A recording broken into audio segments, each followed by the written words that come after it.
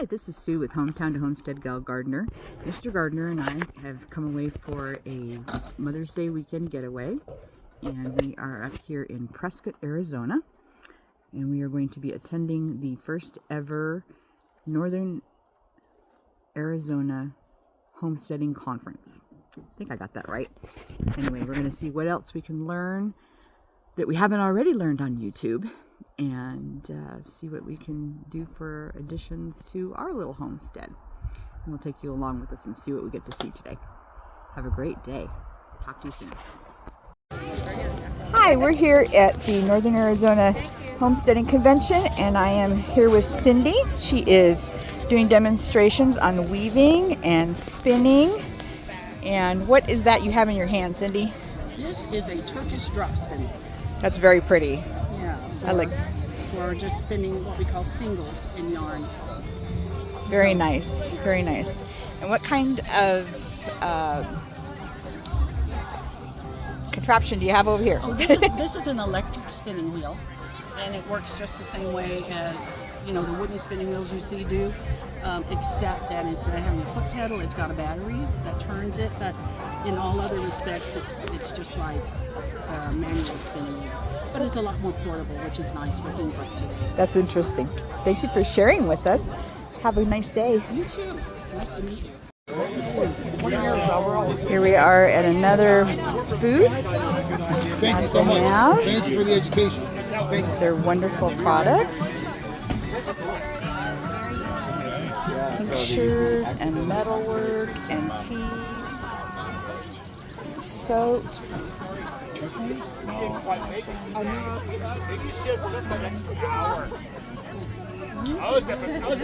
the guy who runs the rocks. All kinds of things. Anyway, one of those copper minerals.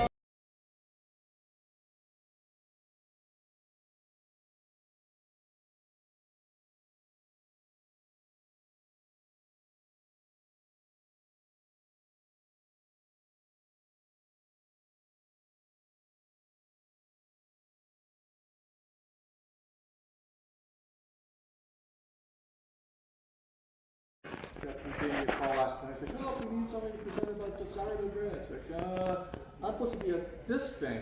Right. I've been at that, and then I'm used to having to during the day. I'm doing farming, and then in the afternoon, I switch over, and I start doing sourdough. Right on. So, like I said, my name is Earl Duque, and I'm from Delicious Earth Farm and Bakery in Prescott, Arizona.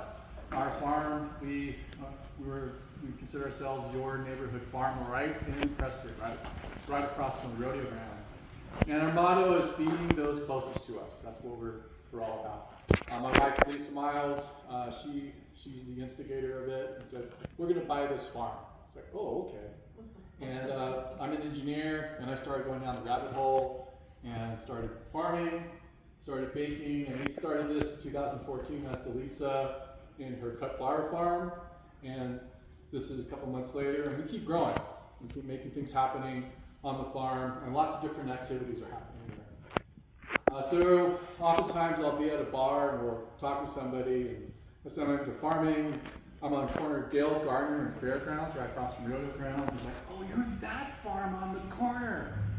It's like, "Yeah, it's us. We're a 1 acre urban farm. We're registered under FSA, and we do a lot of garden produce. So we're a market garden. We have lots of different vegetables, eggs, cut flowers. Also, my wife's into herbs, medicinal herbs, and also culinary herbs. This is one of the medicinal herbs she grows, or you also consider it a ceremonial. It's a sweetgrass. So we have a large patch of sweetgrass that she braids and sells at different herb locations. We have different art projects, and of course there's the cottage bake that we'll be talking about today. We also have a weekly farm stand. That's one of our helpers, Jenny. We start around May, and opening day is going to be May 21st, two Wednesdays from now. And a lot of stuff going on there. I just recently retired from my engineering career. I'm full-time on this now, so I'm looking really forward to trying to make it really happen. We have a lot of different outreach, including these kinds of activities. We have a Facebook, Delicious Earth Farm on Facebook, and also on Instagram. And then also we started a volunteer program. People want to get their hands dirty, literally, on Wednesday between 9 to 1. You can come as much as you want, and have some bread too. So we're here about bread, naturally leavened bread, meaning no commercial yeast, no additional chemicals. It's naturally leavened. There's on the basic sourdough, or basic naturally leavened bread, there's 3 ingredients: flour, water, salt. That's it. My reference is by Chad Robertson. I carried this around for 10 years and didn't open it. This is the Bible for me on how to bake bread. Another interesting book that I read was this one, Good Bread is Back, by a professor at Cornell University. What's interesting about that, he talks about French bread and about the culture of bread in France, and how the king said that the bread must be only 1 franc forever. And what happened there was that it forced bakers to mechanize, to start using commercial yeast, to start doing accelerants like ascorbic acid. And what did that do? It started degrading the flavor of the bread. This is France. So back in about the late 80s, early 90s, artisan bread bakers started saying, hey, let's recover the bread. Let's make it taste good again. And what happened then was people started going back to naturally leavened and hand working the bread, getting away from mechanization, which caused more small cottage bakers to form, and that's where you start seeing this renaissance of good bread. Another book is this bread, Living Bread, by Daniel Leader, who talks about lots of different breads. There's some of the breads he talks about does include yeasted breads. I'm not going to totally denigrate yeasted breads, this is not what I do. But this is another good reference book. And then there's this classic by Nancy Silverton, Breads from La Brea Bakery, that's out of California. Really good baker and excellent chef. So some books that I've been reading over the years, and you can check them out as your local public library. So here's my journey. Like I said, I carried around tartine bread for like 10 years. I was like, I'm gonna start baking one of these days. And then the pandemic hit, just like a lot of people, all of us started baking bread, started playing around, trying stuff. And I started with yeasted breads. I started playing around with no knead breads. Some of you guys might have heard about those. And then a friend of mine, she started seeing me posting things on Facebook. And Susie Critcher is a friend of mine. She used to have a bakery in town, in Prescott. And she said, Earl, now you're baking, let's do some real bread. So she gave me a starter, which I called Susan. Little tablespoon of Susan. She handed it to me and said, go for it.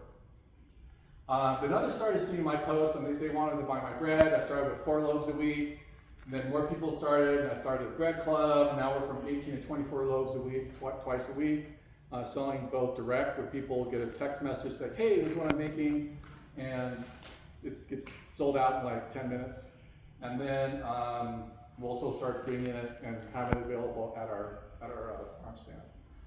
We're a registered cottage bake under Arizona food laws, and which has, as many of you might know, it's changed recently, which allows us to expand on what we're making.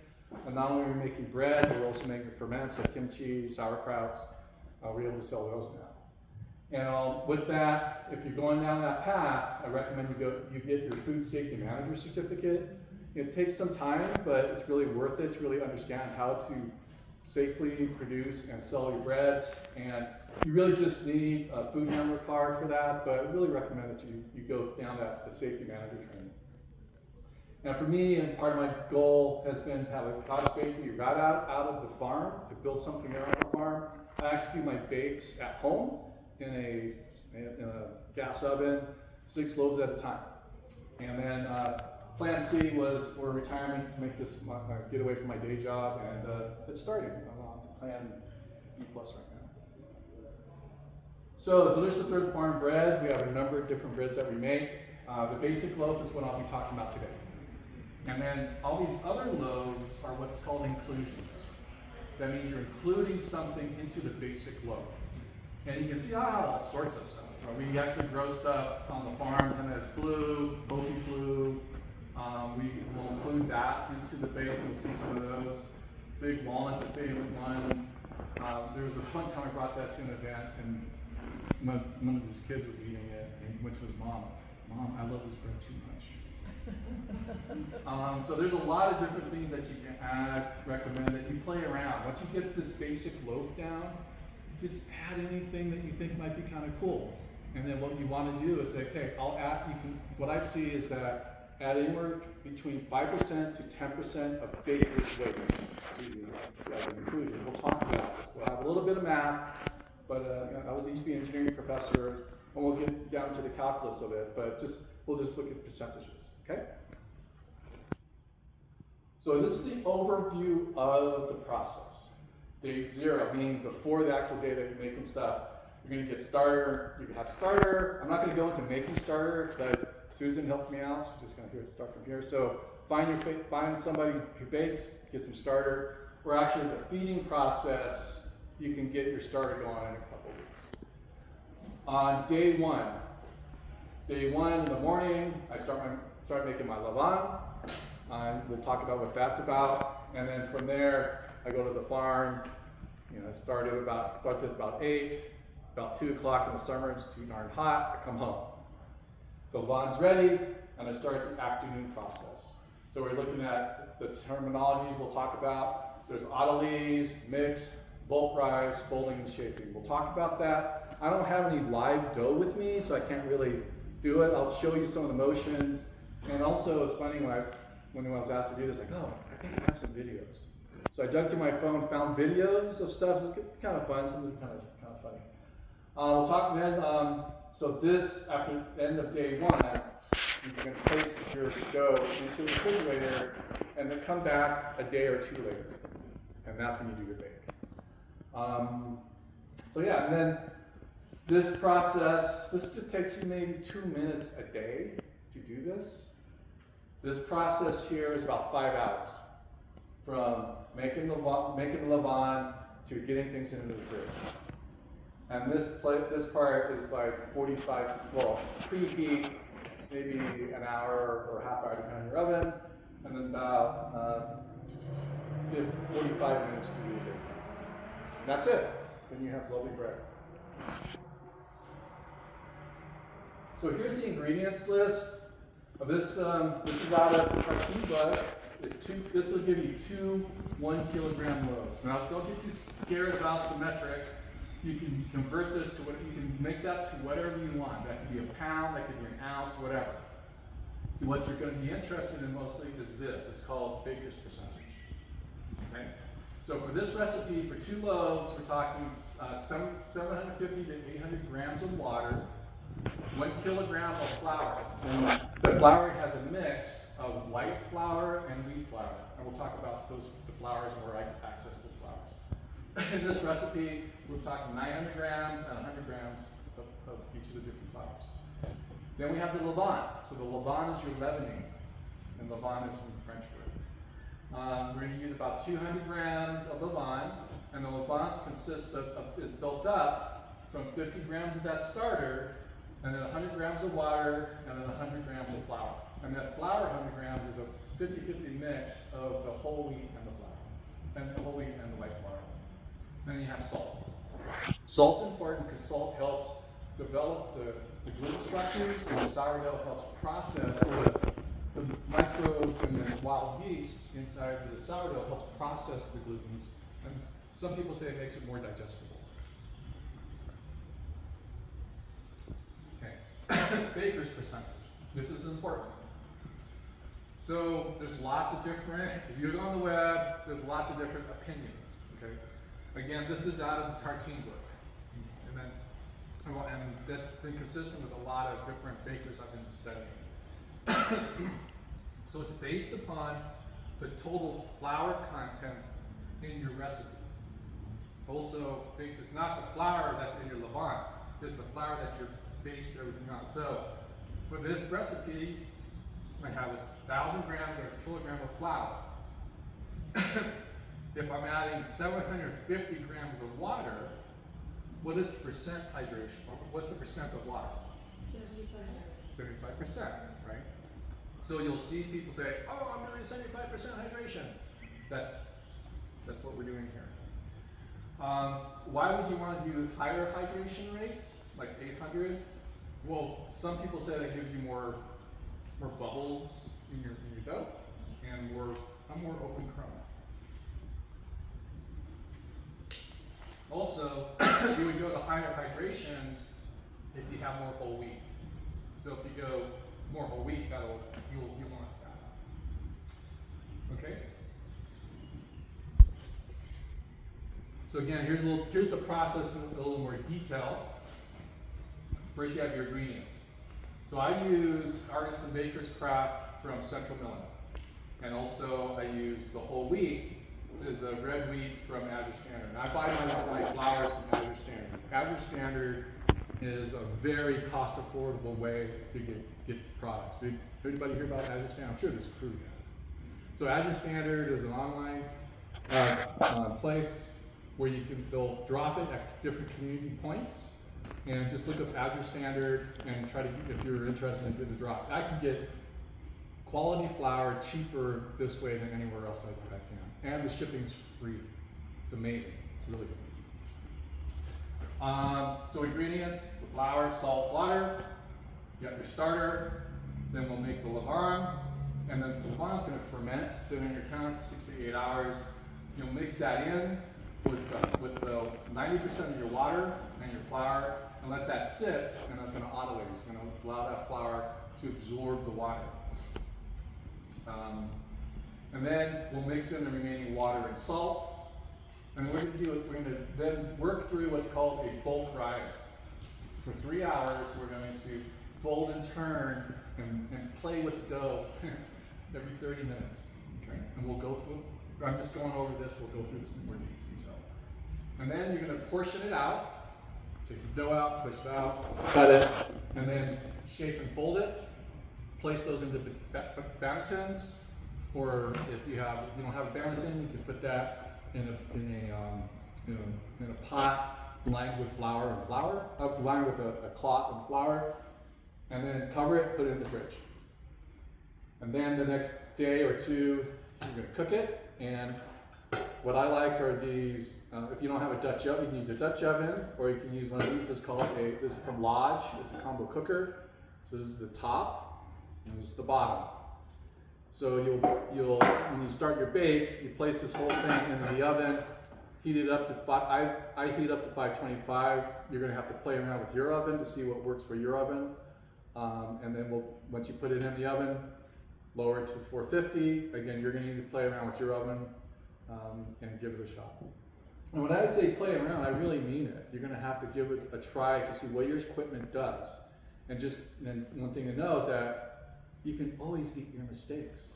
Right? And if you have chickens, give it to your chickens. They'll love it. Okay, so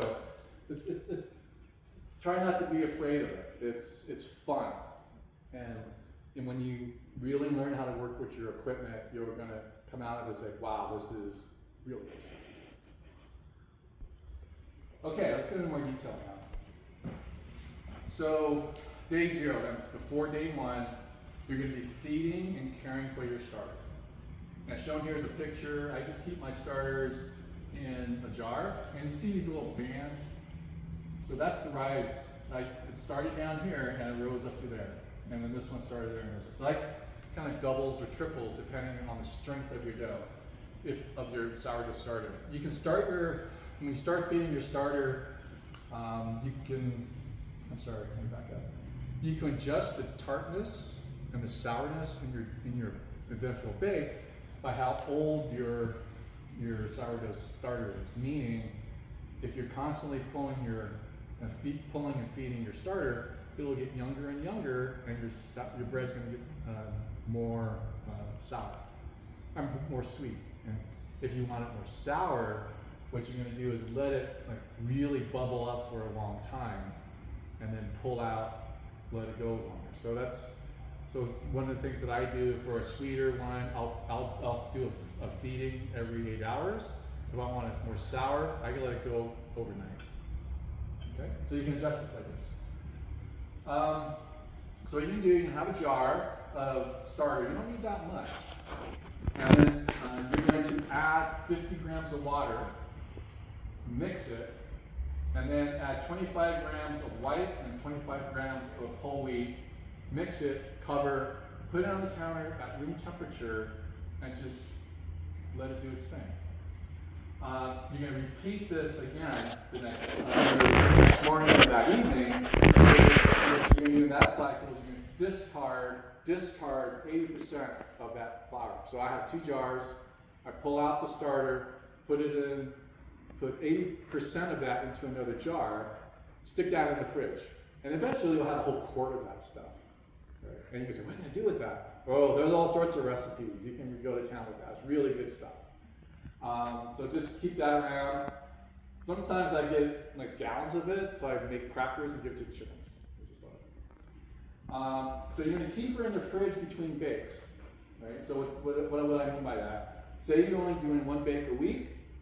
You're feeding her, and then, okay, I'm done. Put that into the fridge, and that could stay there for weeks in the fridge. Okay, and then just bring it back out and feed it. Give it a couple days of feeding, changing, and then she'll be ready. Okay. One of the things that people will see is that if you leave it in the fridge for a long time, it will actually develop an alcohol. It'll bubble to the top, and it's infamously called hooch. And so I haven't drank it yet, but that's what people call it. It looks kind of black because it oxidizes, but just pour it off, or you can mix it in and then start over again. Okay, it's not a problem. If you start seeing mold, then you might have an issue. But I have got, in the 6 years I've been baking, I haven't seen any bad stuff happen. Okay, morning. Day one. This is this is the main event. And for this recipe, what you do, you're going to make the levain. This is the leavening agent that's based upon your sourdough. So I'm going to place 100 grams of water into some kind of vessel, and that's a big one. So that Canberra is made. That's for like 24 loaves. Okay. You're going to add 50 grams of your starter into the water, and I highly recommend you get a scale. Okay. It can be either metric or whatever. Just you're going to base if you're using English units or U.S. standard units, ounces and pounds. You just got to do the math, right? And it's based on percentages again. So you can add a 50 grams of white and 50 grams of whole wheat to this 100 grams of water. Question: you got 100 grams of water. 100 grams of flour, what's the hydration percentage? 100%. Right. There you go. Now you're going to mix that up, and then you're going to place this on the counter for 6 to 8 hours. And if your starter is strong, this is going to either double or triple in size. Okay. How do you know when it's ready? Well, you come back after being out in the farm, on the field, or going out for a run. Take a tablespoon, drop it in the water, and it has to float. If it sinks to the ground, sinks to the bottom of your vessel, then it's done. You have to start over, or let it keep fermenting. Okay. So afternoon, then we start the first stage, autolyse or fermentolase. Fermentolase means to a lot of folks that you actually have active levain in your water. So in this recipe, I'm going to place 650 grams of water. Remember, the recipe was 750, so I held back 100 grams of water. Then you're going to add the 200 grams of that levain that we made. Now we made how many grams? 250 grams, right? So what happens to that other 50 grams? Back into your vessel that you put into the fridge. Nice, fresh starter that can be used for the next bake. So you're going to add your flour, and you mix these so it's all well combined. So I like to do everything by hand. So you're in there mixing it, make sure all the dry bits are gone. Make sure you're scraping down the sides of your vessel. It all should be well mixed. Then you cover it and set it on the counter, and you leave it sitting on the counter for about 30 to 60 minutes. And at this point, I want to talk a little bit about temperature. There's a lot of people out there that you'll see they're talking about using proofers, putting their oven proofing. I tried all this, and what I found the best that's worked for me is if my house is at about between 70 to 73 degrees, and all is fine. In fact, my best bakes happen in the winter.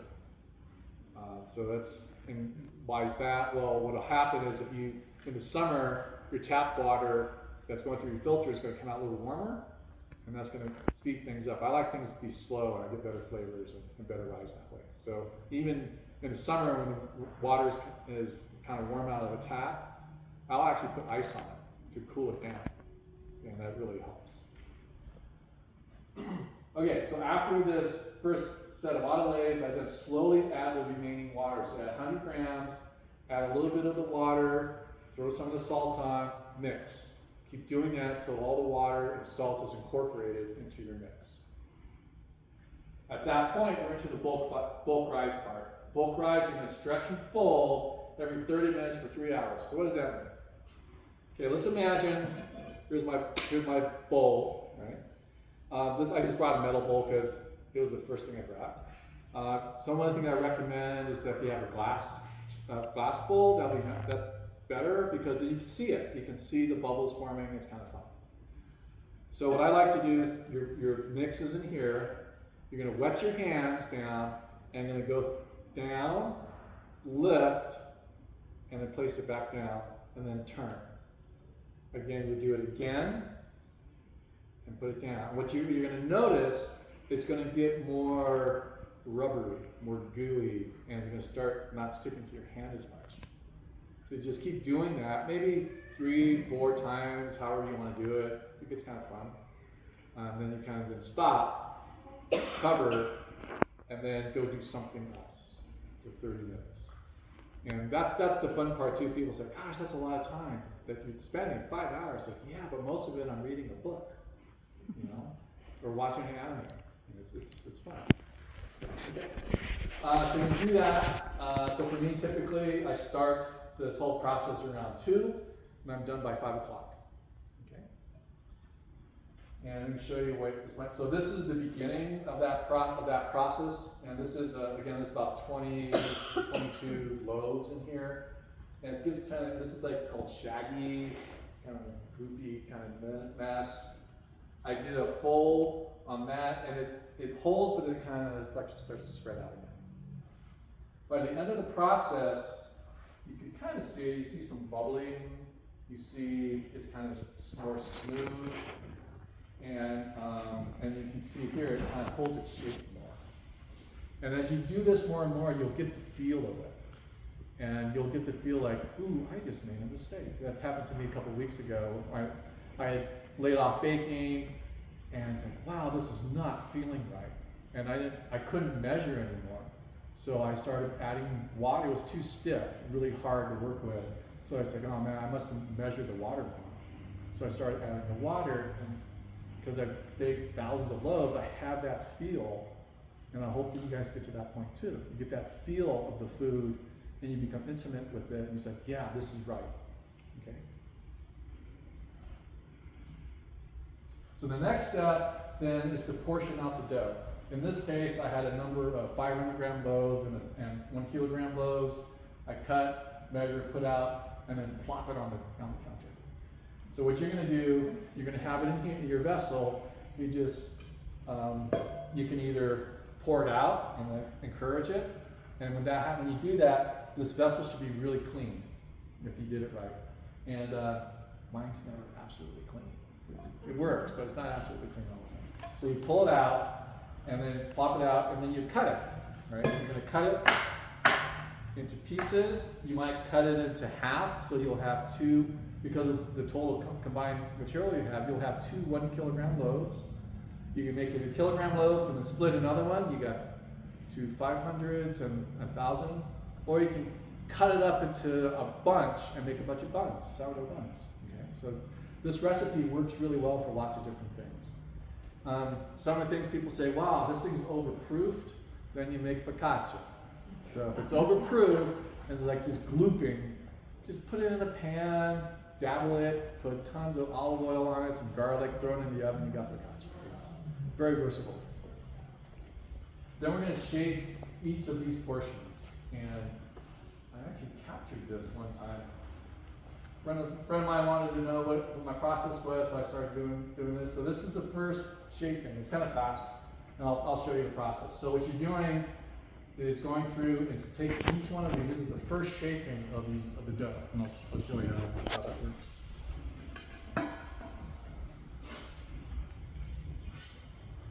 Okay, enough of that. So what you're going to do, you have your dough. Say it's glued to it, right? You're going to take your scraper, and you're going to take it and then go around and then pull back a little bit. What you should feel happen is the top of that loaf is going to tighten up. It's going to stretch and tighten up. Also, at this point, do not dust it with flour. You want it to stick to the surface.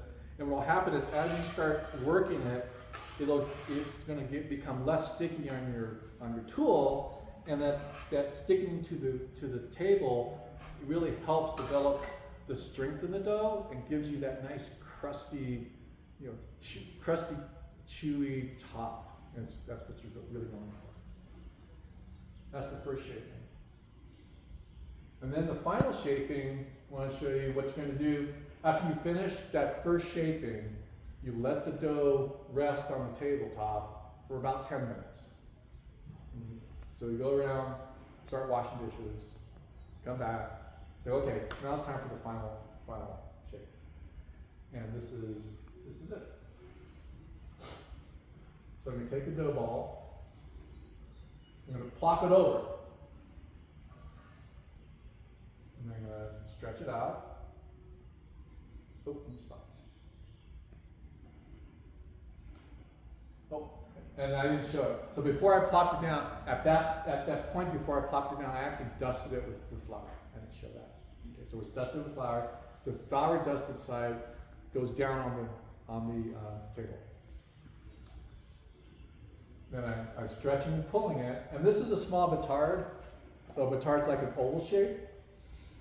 Niche would be more like the round shape, and that's a different fold. So this fold, I'm taking the top, folding it down.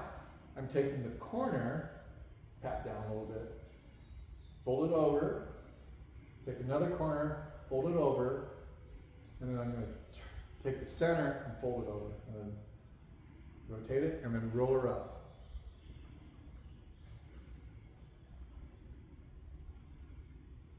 I'm going to slow this down. Yeah. And then adjust it.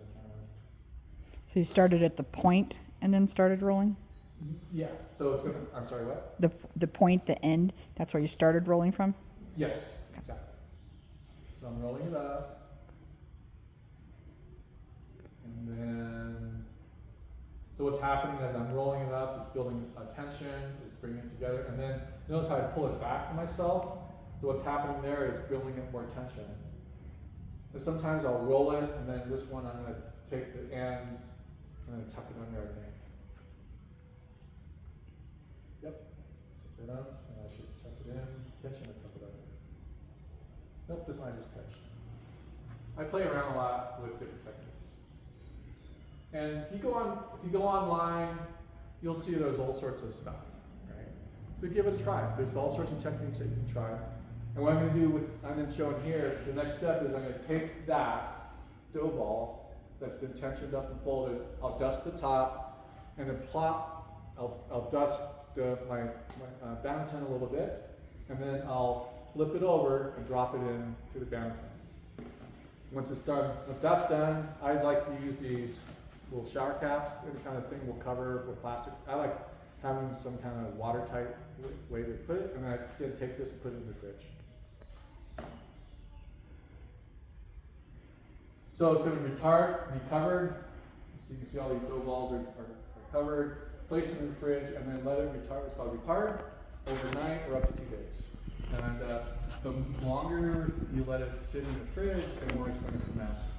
My understanding is the cooling stopped slows down the yeast activity and encourages more of the lactobacillus and other microbes to do their job.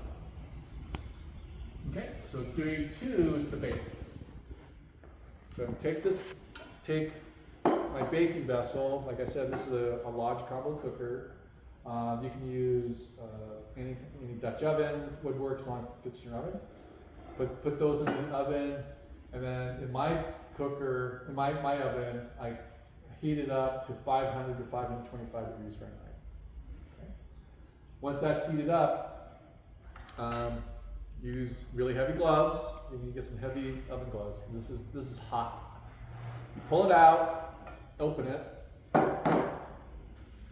Take this out. So this is the bottom side. I flip it, drop it in. Let's pretend this is the loaf, okay? Then I'm going to take the long, and this is where your fun part is. You get to develop your score, the way your design that you want. You see people out there doing all sorts of stuff. I don't know how you're going to do that if you're doing 40 loaves, but if you're doing like 1 or 2, you can have fun. And then the key thing on your primary score is that you want this razor blade. Those are razor blades, be careful. You take this razor blade and you want it to be kind of parallel or tangent to the surface where you're cutting. So my score is along the side. I take it and then slice. Okay. Sometimes you'll see people like knife it is like, your razor is dull and your surface is bad. So you want to just take one slice through, and then you'll be good. You want to go deep. Okay. And the purpose of scoring is it allows during the bake, it allows the bread to expand, and it allows that opening to happen where you want it. If you didn't do that, it's just going to want to expand, and it's just going to crack and explode however it wants to. Okay. And like I said, you can go online, look at different ways that people are scoring, and there's all sorts of fun stuff. All right, then you cover, put into the oven, and then you lower the temperature to 450 degrees, and then let that do its thing for 25 minutes.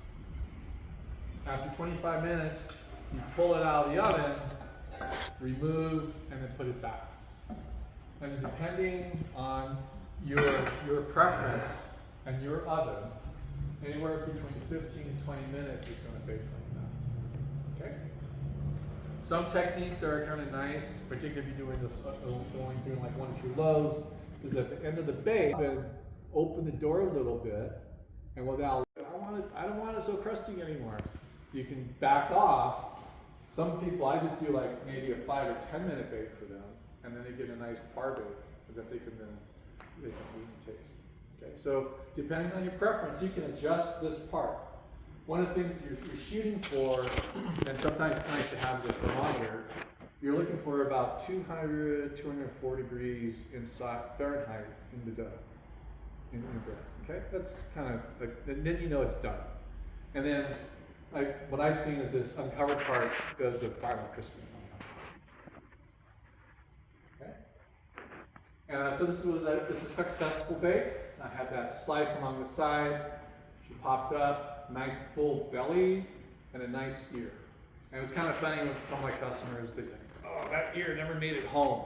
They just like rip it off and eat it. And just love it. This one particular is one of the corn that we use.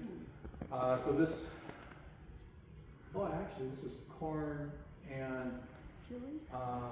no, not chili, garlic scapes. Oh. So that's a garlic scape in there. And then that's corn. Yeah, that one's a corn. So it's a ground yellow corn. And both the scape is from my farm, and the yellow corn is from Molly Beverly originally. This is the whole wheat. When my bake, I say whole wheat, it's 30% whole wheat. So 70% white, 30% whole wheat. And I have to adjust the hydration rate to about 80 to 82%.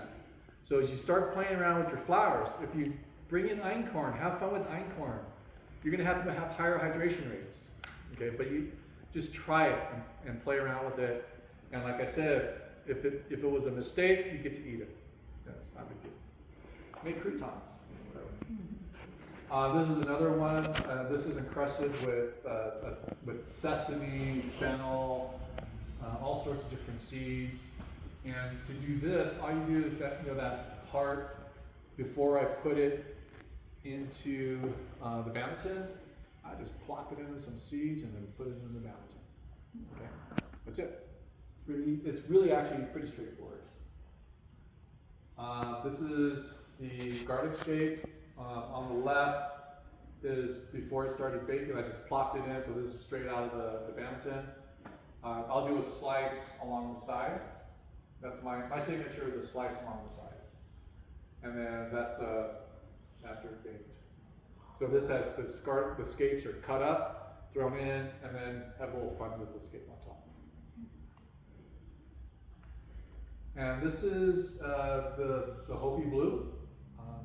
So that's mixed in about 5% amendment, 5% inclusion of the Hopi Blue, and it makes a nice dough. Yeah, really fun. So that's it.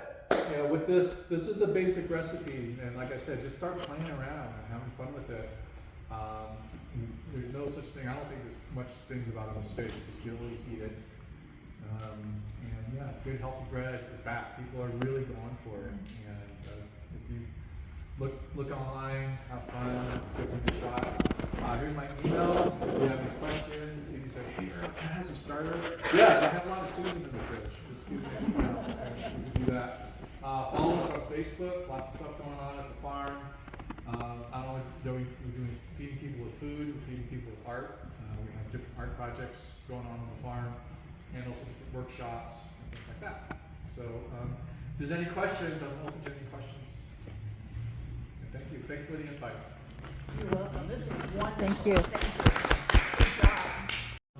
Well, folks, that's a wrap from the Northern Arizona Homesteading Conference, and we're here at the library where some of the classes were held. Lots of different bits and pieces of information, and just a little tidbit to show you today of some ways that we've gone out to learn.